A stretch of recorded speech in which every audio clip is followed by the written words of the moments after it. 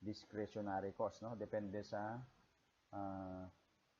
decision ng manager na in charge. Okay?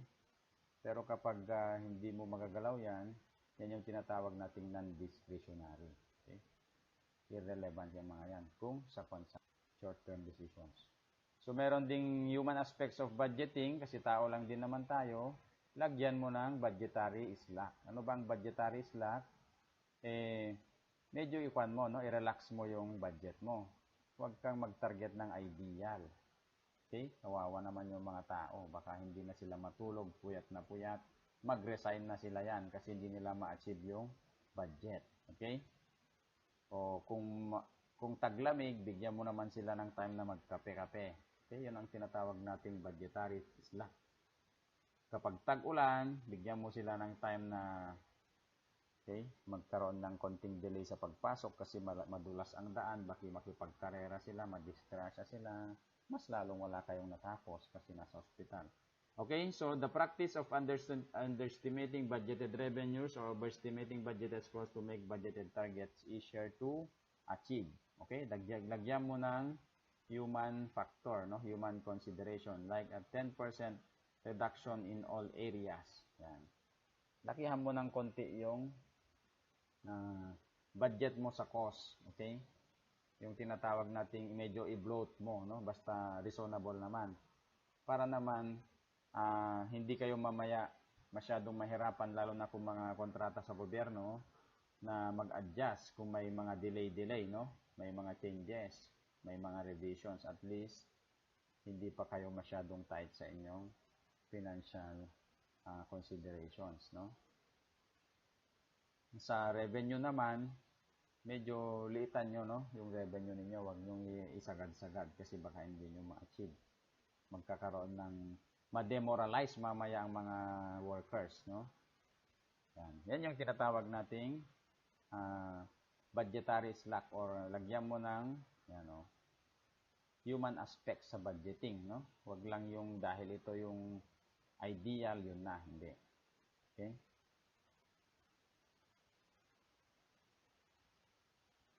Basahin nyo na lang din. It's stretch targets, okay? So, many of the best performing companies such as General Electric, Microsoft, and Novartis, ay meron silang set stretch targets. Ano ba ito? Ito ay challenging but achievable levels of expected performance. Yan. Intended to create a little discomfort, no? Hindi naman yung magpapakamatay ka na sa hirap. Meron lang challenge, no? So, nararamdaman mo na mahirap siyang ma-achieve, pero achievable naman. Okay? Yan yun, no? Creating some performance anxiety motivates employees to exert extra effort and attain better performance. Wag naman yung suntok sa buwan, yung very difficult or impossible to achieve. Kasi kung yan, mas lalong mag-give up na sila. Okay? So, dapat ay binabalanse mo lang. Wag kang mag-target ng 99 na grade kung mula nung first year mo ay hindi ka naman umabot ng 95, no? Medyo pan ka muna. Kung hindi ka umabot ng 95 mo first year mo, ilagay mo muna sa 95. Okay? Lalo na kung sa strat cost, no? Mahirap pala, no? Pero kung dati ka naman ng achiever, naka 97 ka na, o di pwede kang 99 ko na, no? 100 ko na. Medyo malabo lang kasi 100, no? Okay?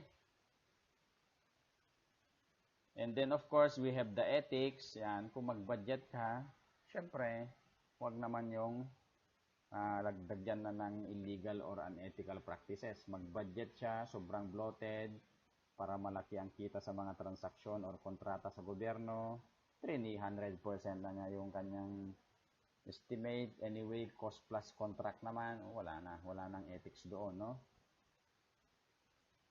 At yan, no? Dapat walang bribery, no?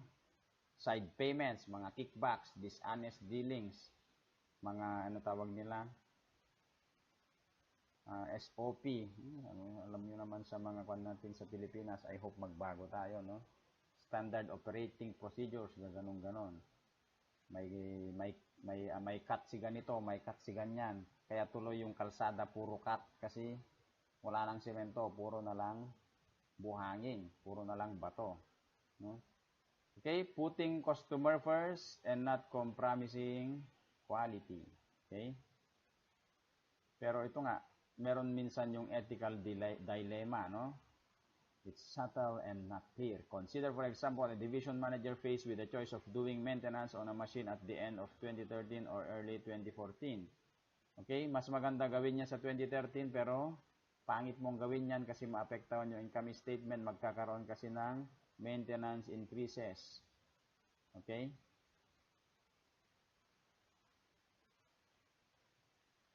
Ayan. Pero yan, no? Kapag hindi niya ginawa kasi yung maintenance, eh siyempre magpapakita na lesser expenses ang na-record, meron siyang bonus. Yun. Pero kung ginawa naman niya, wala siyang bonus, pero yung machinery sa 2014 mas maayos. Yan yung mga no? Problema kasi minsan. Paano ka naman kasi uuwi na walang bonus? Pero paano naman yung buhay ng kumpanya? So you have a dilemma. So kausapin mo na lang yung kumpanya, no? Para wag naman nilang gagawin na you have to choose between two lovers, no? Yung sinasabi nila na naiipit ka na wala kang maitulak makabig, wala ka talagang makukan dyan, no? Kung wala kang maitulak makabig, wag kang tutulak, wag kang kakabig, makipag-usap ka, no? Okay? And then, ito naman, ito yung nangyayari ngayon, no? Marami sa tech companies na naririnig natin, no? Sa Meta, sa Amazon, Microsoft. Sa US ngayon, no? Yung DOGE bang tawag nyo doon? Yung Department of Government Efficiency na si Elon Musk ang head, no? Grabe ngayon yung kanilang budgeting. At ang resulta niyan ay downsizing, layoff, strike. Yan. Yan yung mga kwan, no? Kaya yung mga top managers must convince their subordinates that budget is a tool designated to help them set and reach their goals. As with all tools, syempre, it has its benefits and challenges. Pero kailangan mo pag-isipang mabuti and wisely. Okay? It's a pro or con ba siya? Huwag mong sasabihin na it will be a remedy for weak management talent, faulty organization, or poor accounting system. Yan. At ang isang sikat na ginagamit na budget ay Kaizen budgeting. Okay? Ang meaning lang ng Kaizen ay continuous improvement. Okay?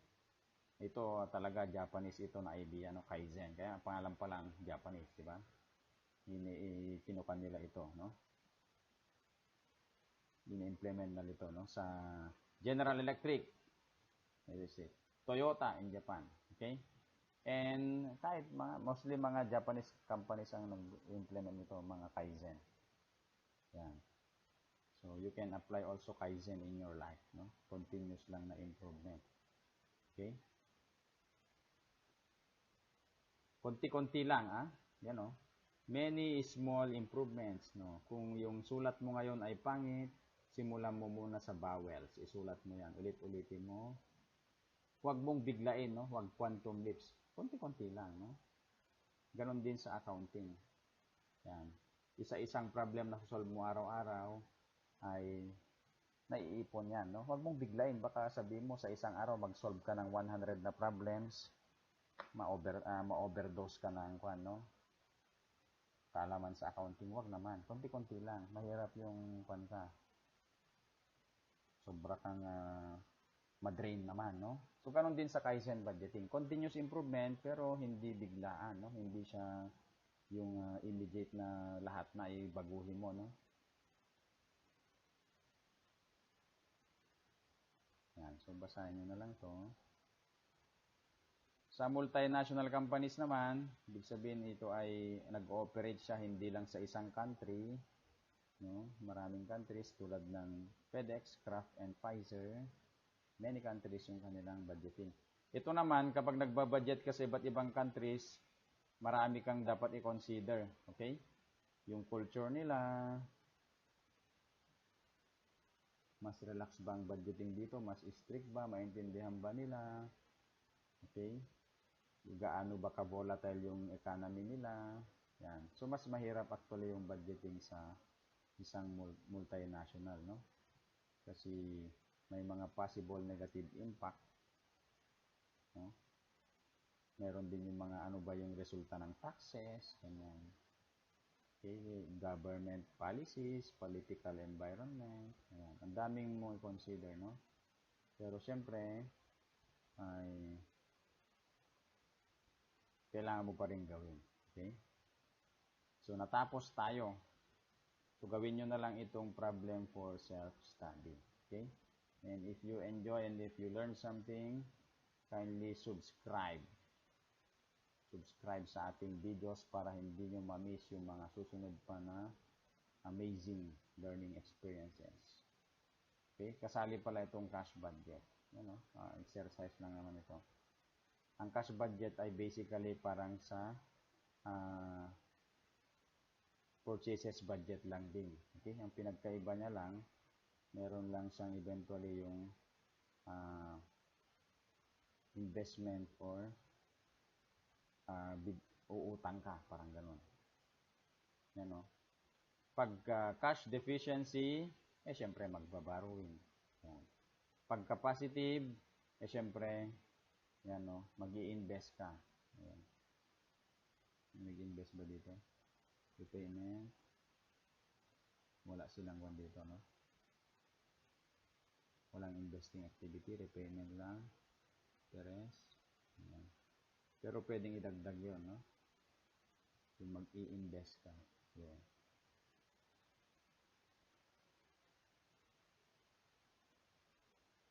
Yung may sensitivity din. Like and subscribe.